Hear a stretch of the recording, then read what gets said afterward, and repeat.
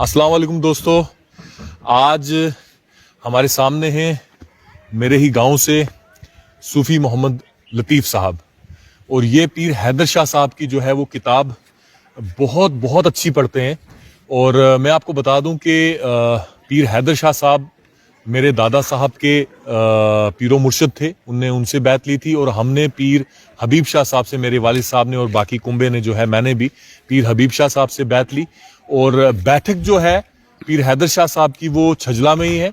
और अगर हम बात करें तो जो इनकी जियारत है, बहुत बड़ा निज़ाम है वहां पे। तो हम अगर ऐसे आप अगर देखेंगे तो ये इसी के पीछे जो आप देख रहे हैं, यही रुख अगर हम पकड़ेंगे तो दूसरे मुल्क जो पाकिस्तान पड़ोसी मुल्क है, वहां पे पीर हैदर शाह साहब की जियारत है। तो हर रोज हमारे यहाँ पे महफिलें लगती हैं, बहुत अच्छी महफिलें लगती हैं। जब हम महफिल शुरू करते हैं तो पीर हैदर शाह साहब के कलाम से शुरू करते हैं, और जब महफिल खत्म करते हैं तो पीर हैदर शाह साहब के कलाम से, पीर हैदर शाह साहब की किताब पढ़ के ही खत्म करते हैं। इसी के पीछे जो है मेरे वालिद साहब की कब्र है, और ये पूरा कब्रिस्तान जो है हमारा यहाँ पे गाँव में है। मेरे दादा साहब का, परदादा साहब का, मेरे वालिद साहब का, ये सामने जहाँ पे आप देख रहे हो, जहाँ पे पेड़ लगा हुआ है, तो बड़े मुकद्दर वाले हैं ये लोग कि इनके नाम की हर रोज महफिलें लगी हुई हैं। और इनकी जो कब्र है, हर रोज इनकी कब्र में खतमात, और 7 दिन तक तो जो है कुरान पाक जो है वो लगातार दिन रात पढ़ा जाता है। तो ये सब जो हमारे गांव वाले हैं, नौजवान, वो इन चीज़ों को मेंटेन किए हुए हैं, अपने बुजुर्गों की जो रिवायत है वो मेंटेन किए हुए हैं। और अब ये आपको एक दो शेर सुनाएंगे पीर हैदर शाह साहब की किताब से, तो आप सुनिए। गैन गामना पीर दे तालबानू पुष्ट जिनादी गोस मयो दीन होया अधीनो धुनी दी भूख नामूल उसनू साहिबे सिदक जो ऐल यकीन होया।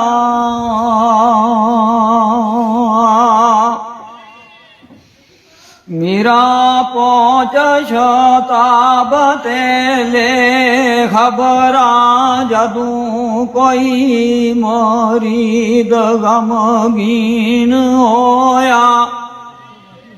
ऐदर शाह गरीब नू पहुंच मीरा, ऐदर शाह गरीब नू पहुंच मीरा। दुखा के रिया सख्त बेचैन होया।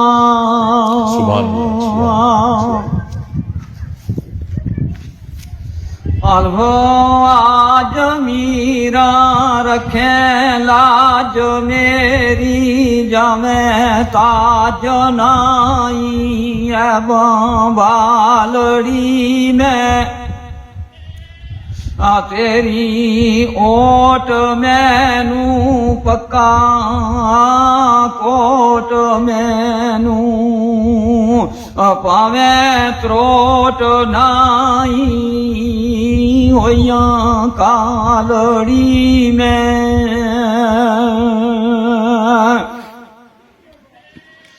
ओखा वक़्त मीरा डाडा सागत सिर ते इस बागत करागत ने जालड़ी में। हैदर शाह में एको वेर पावे। हैदर शाह में एको वेर पावे। नाई देर लावे दुखा जालड़ी में।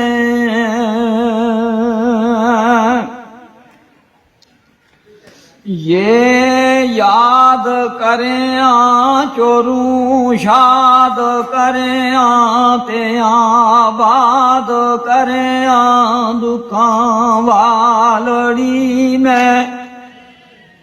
अब्दुल कादरा बहादुर ਨਾਦ ਰਾਵੇ ਨਾ ਬਰਬਾਦ ਕਰਿਆ ਦੁਖਾਂ ਵਾਲੋੜੀ ਮੈਂ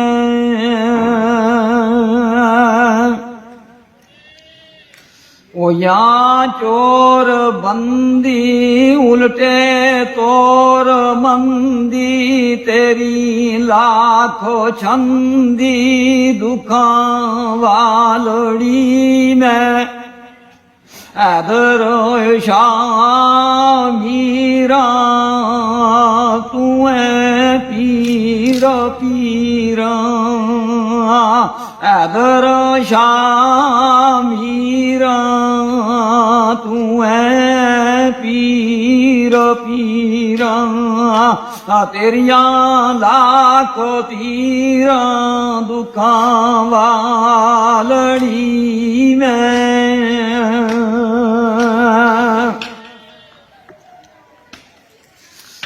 दाल दम ना कोई बेगाम मेरा तेरे नाम दा दम पोकां बैके फिरा फाल को डाम दा फालियां थी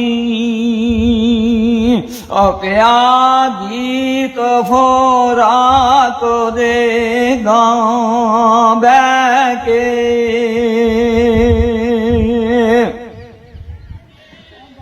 चादर परी चौकनिया गंदगी थे रो रो चोरा विच तो बैके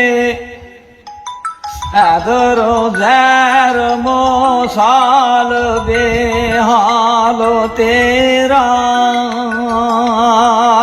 ऐदर जैर मोसाल बेहाल तेरा ओ तेरे नाम दा खटे आखां बैके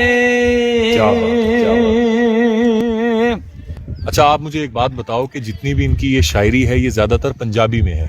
जी, पंजाबी में भी है, हाँ, गोजरी में गोजरी में भी है और चंद पहाड़ी में भी है। पहाड़ी में भी है और चंद उर्दू में भी है। उर्दू में भी है। चंद काफियां जो हैं हाँ। उर्दू में भी है। अब ये है कि मैंने आपको बोलता सबसे आसान शेर पढ़ना। अब ये है कि फकीरों के कलाम जो हैं वो बहुत कम लोगों को समझ में आते हैं और समझ में आ जाएं तो मेरे हिसाब से ये मेरा दुनिया पार भी हो पार और वो दुनिया भी पार हो जाती है। लेकिन मुझे भी बहुत सी चीजें जो हैं इसमें बहुत कम समझ में आई जी जी। और कुछ चीजें समझ में नहीं आई। लेकिन ये है कि मैं सब नौजवानों से कहता हूं कि फकीरों के कलाम और फकीरों की जिंदगी हमें देखनी चाहिए ताकि हमारी ये जिंदगी भी संवर जाए और अगली जिंदगी भी संवर जाए।